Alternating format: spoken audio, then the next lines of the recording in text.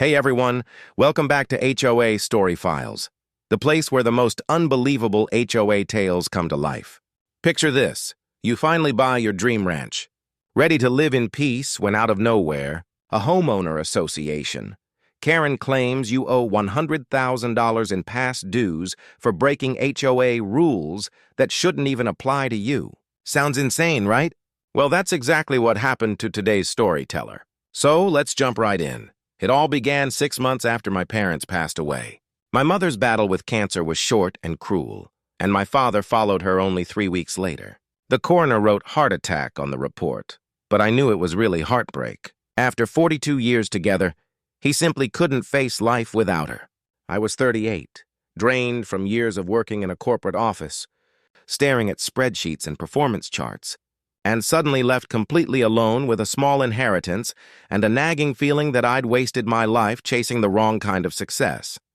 My days were mechanical.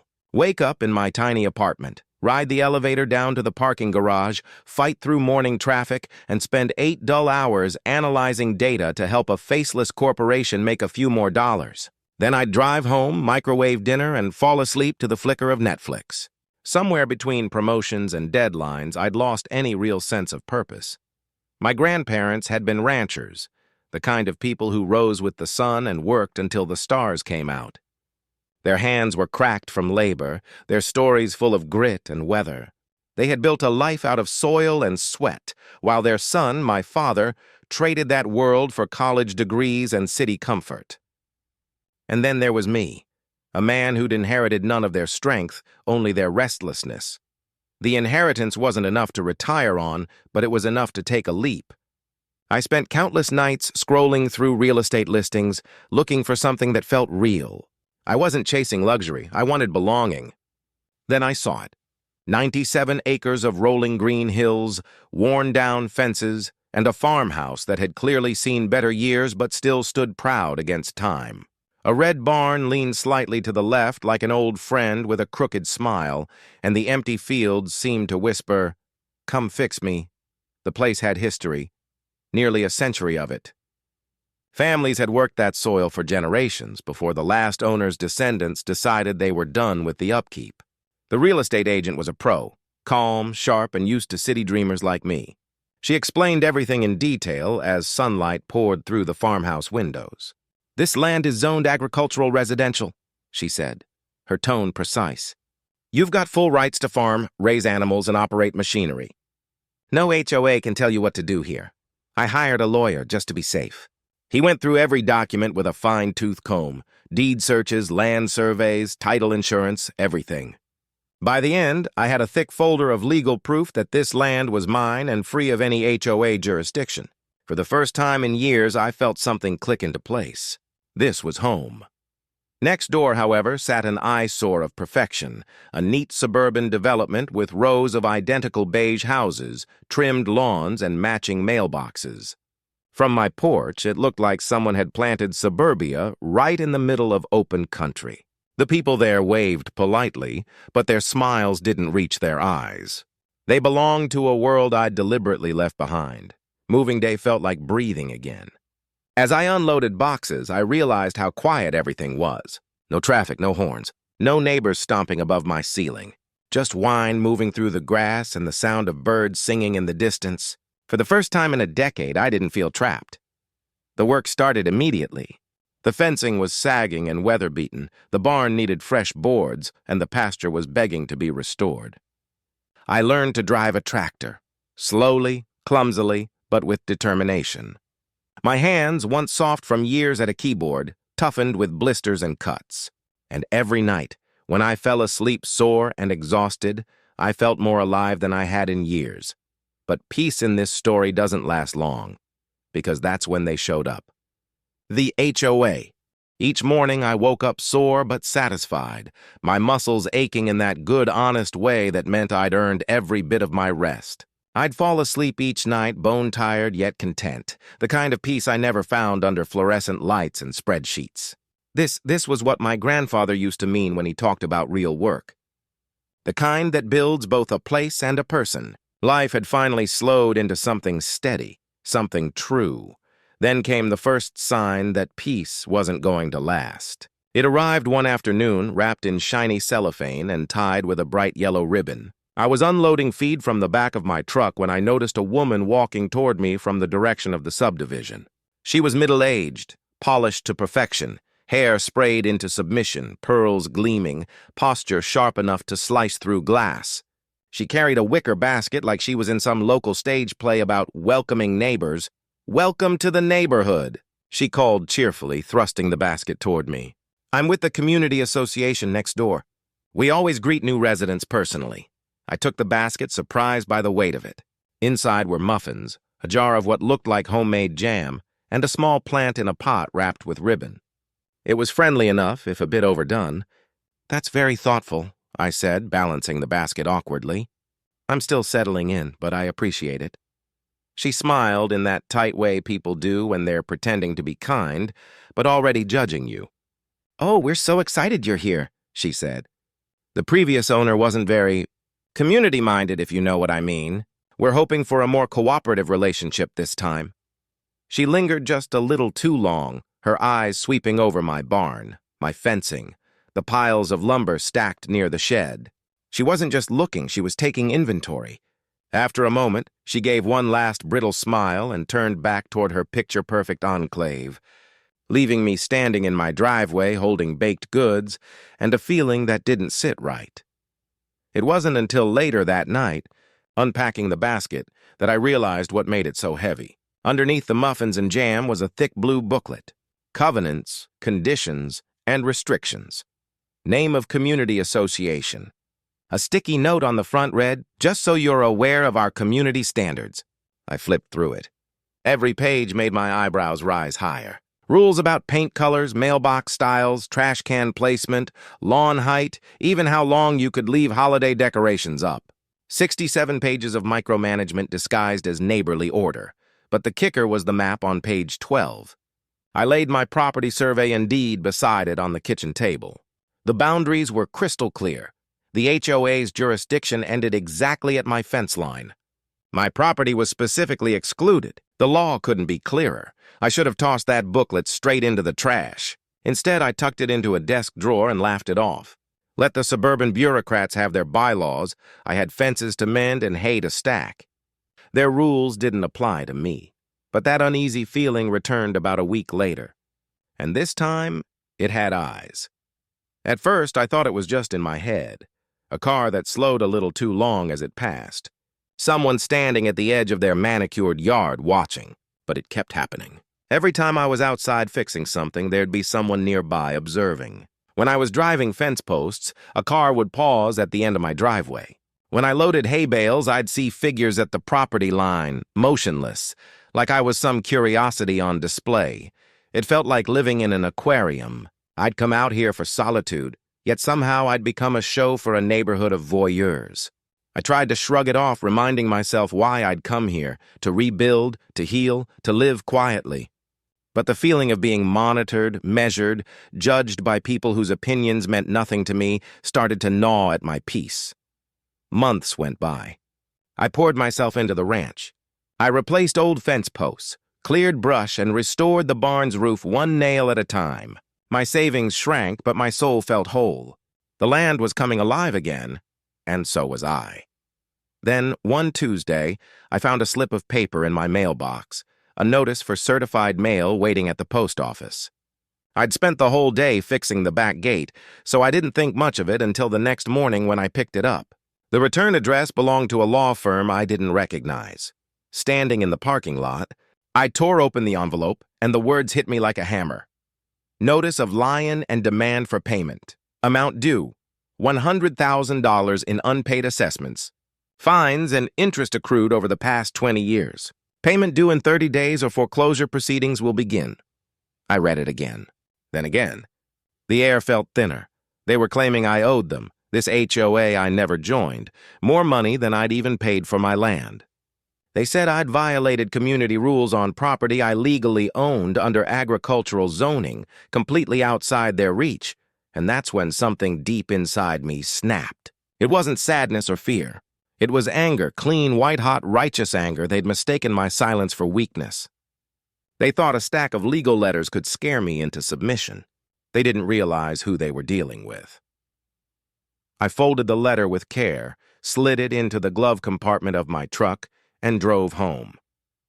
My home, my parents' legacy, my sanctuary. I'd fought for peace, but if they wanted war, I'd give them one. My first thought was to call my real estate lawyer, but something stopped me. Maybe it was pride, maybe it was stubbornness, or maybe I just wanted to look them in the eye before bringing in the heavy guns. So I grabbed my folder, the deed, the survey, every document that proved I was in the right, and drove down that quiet road toward the subdivision. Toward the HOA president's house, because if they wanted a fight, they were about to get one. The plan sprouted in my head the instant my lawyer mentioned it. If the HOA wanted to hit me with bogus liens and threats, I'd respond by exercising every single right the law gave to agricultural landowners. The same rules they tried to use against me would now work entirely in my favor. I spent the next several days deep in county zoning records and environmental codes, verifying every clause that protected farms from suburban complaints. Everything he'd told me checked out. Every line, every exemption. Large-scale composting wasn't just legal. It was encouraged by the local agriculture department as part of sustainable land management, so I made some calls. A dairy farm about 20 miles north was more than happy to make weekly deliveries for a small fee. By Friday morning, their truck rumbled down my gravel drive and began dumping tons of steaming, fresh manure in a precisely chosen location. The driver was efficient, cheerful, and utterly unfazed. Load after load rolled off the back, forming a steadily growing mountain of organic material. I'd chosen the site carefully, directly upwind from the HOA president's house and just near the subdivision entrance, but fully within my legal boundaries and setback distance.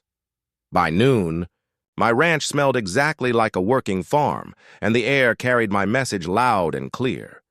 That evening, my phone started buzzing. Unrecognized numbers. I ignored them.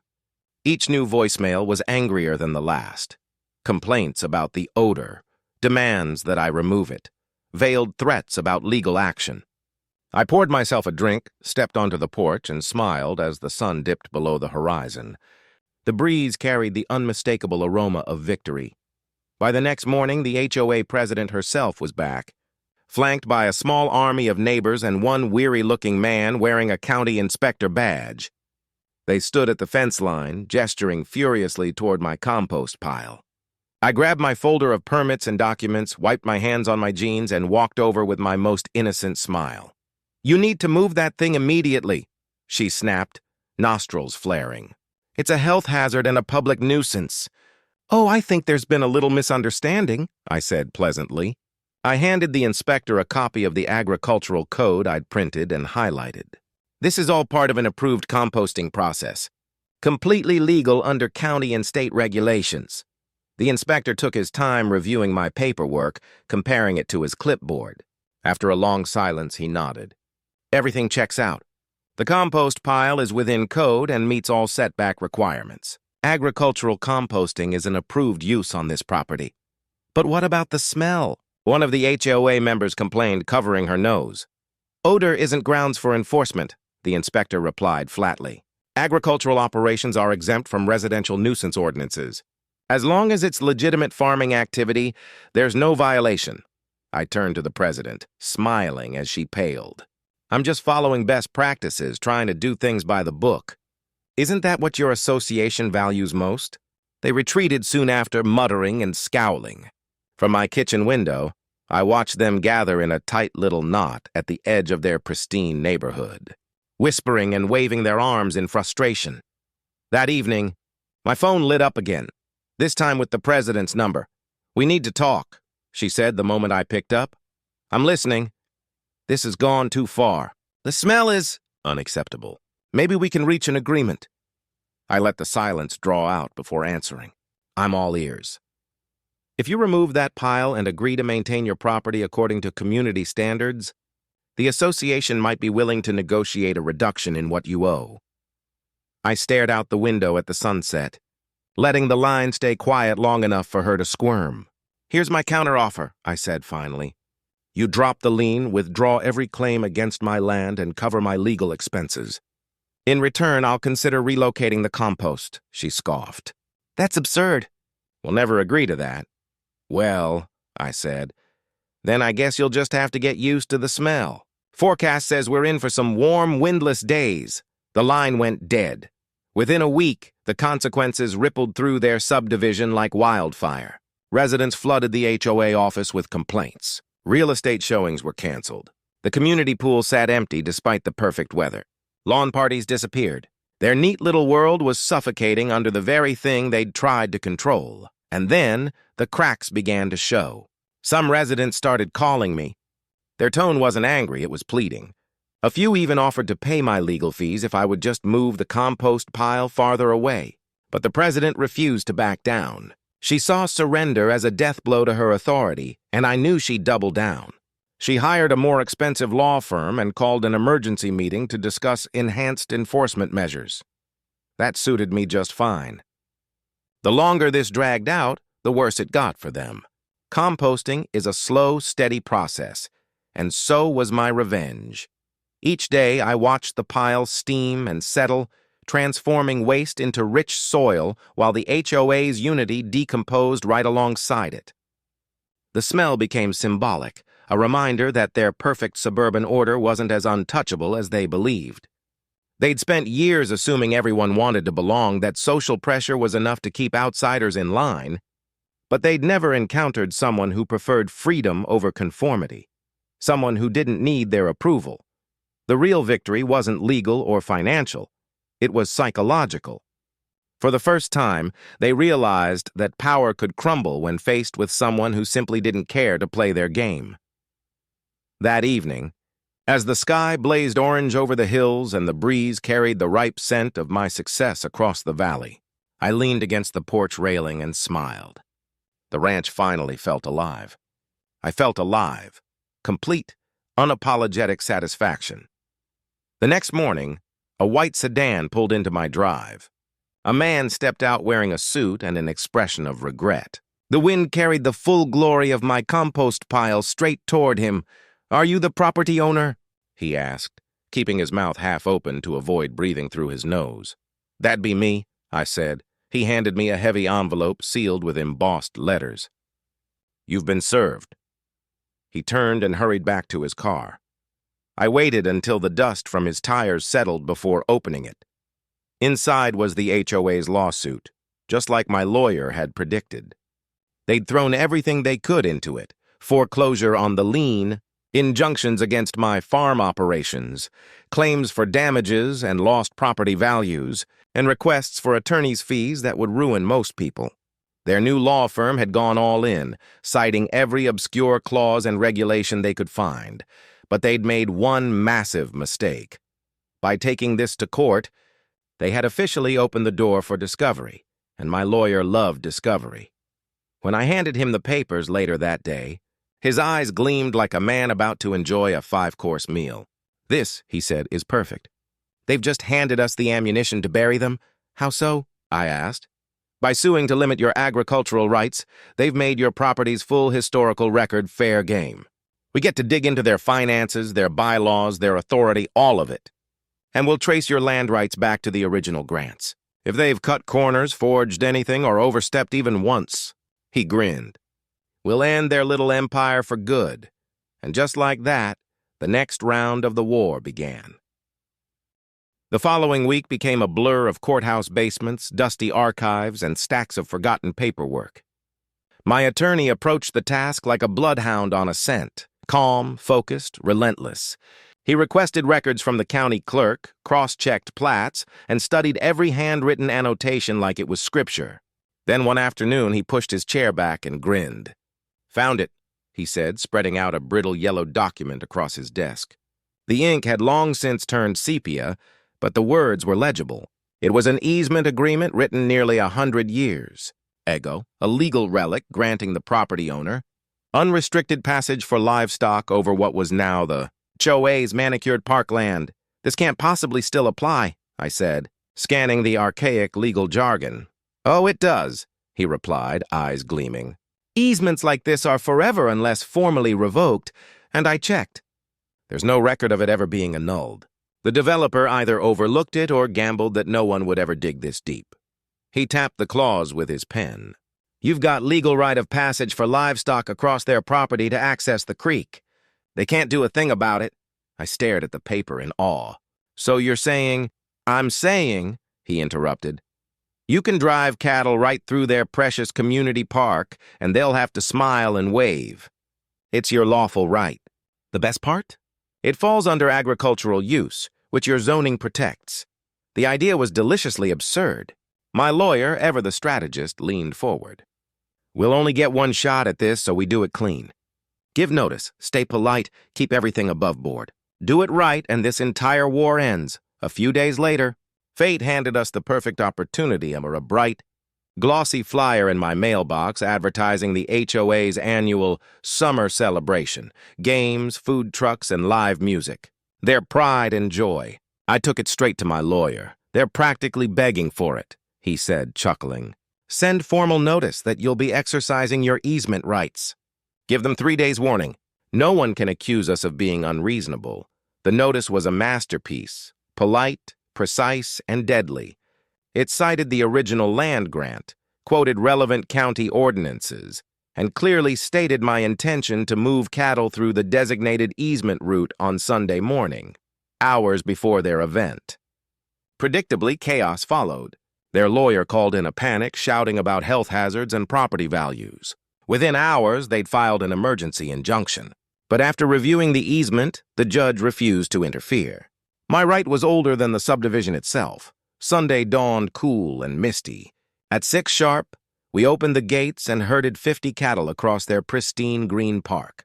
Hooves tore the grass, tails swished, and the smell of livestock clung to everything. By the time the first event staff arrived around 9, we were long gone. But the damage told its own story. Deep tracks in the lawn, trampled decorations, and generous natural fertilizer dotted across the park. From the ridge, I could see the HOA president standing motionless in the middle of it all.